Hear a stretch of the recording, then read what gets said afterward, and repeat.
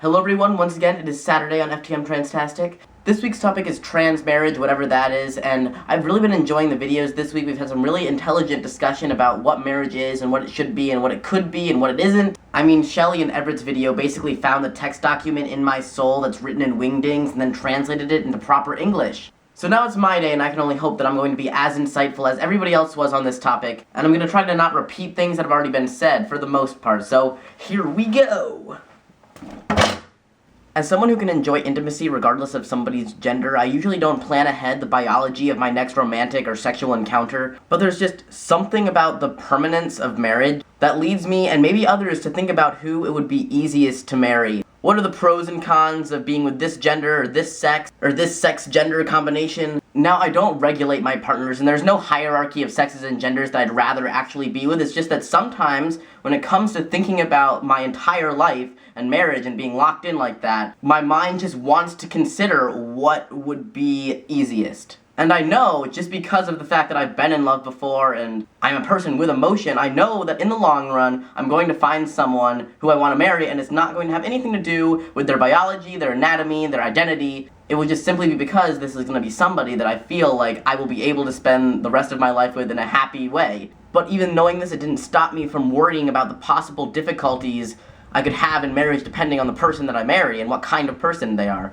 When it comes to dating and relationships throughout somebody's life, people are a lot more daring when it comes to who they date and who they love. When it comes to marriage, you're like legally becoming part of someone's life, and you're expected to be that part of somebody's life for the rest of both of your lives. The person you're with could have this one thing about them that had never meant anything to you at all. It just didn't even matter. And then if you think about marriage, somehow you have to consider this. Like, can I really spend the rest of my life dealing with this? Suddenly you're looking for somebody who's 100% compatible and doesn't have any flaws, and that's really hard to find. Every characteristic that they have is just emphasized when you think about marriage, because you are thinking, for the rest of my life, will this thing about them ever bother me? Will it ever make me unhappy? So as a trans person, I worry that even though I may find tons of people in my life now at this age when we're not thinking about marriage really, that couldn't care less about me being trans, would suddenly care about it when it comes to marriage. Because suddenly it's like, what will the family think? What will the kids think? What will our income be? What if we want to have biological children? How will that work? What will happen? What would it be like to be with a trans person for the rest of my life? Can I do it? I don't know. Why don't I just date somebody who's easier and marry them? And then with like the number of divorces in our society today, the smallest things, the smallest aggravations in a relationship can just add up and lead to the demise of it all. My parents were one of the very few relationships that I knew, even as a kid, where the parents were still together and still happy together, and I feel like that just did wonders for like my development. I think it's so good for a kid to not grow up with fighting parents. And in my life, I really don't want to be part of a broken marriage, and I'm just worried that with all the extra baggage that I could bring into a marriage, being trans, that I would like make it crumble. But then I just see on this like big online community all of these trans people marrying trans people, and trans people marrying cis people, and children having trans parents, and it all just being really happy and wonderful. Happy, successful, compatible, stable marriages, and then I am much less worried about it. I believe that in my lifetime and in you, the viewer's lifetime, all of this trans and same-sex marriage stuff will be legal. I think it's happening really fast. And while they may always have discrimination issues surrounding stuff like that, just like we do with race, legally, I think we're going to get to a point soon where we can pretty much do whatever the hell we want.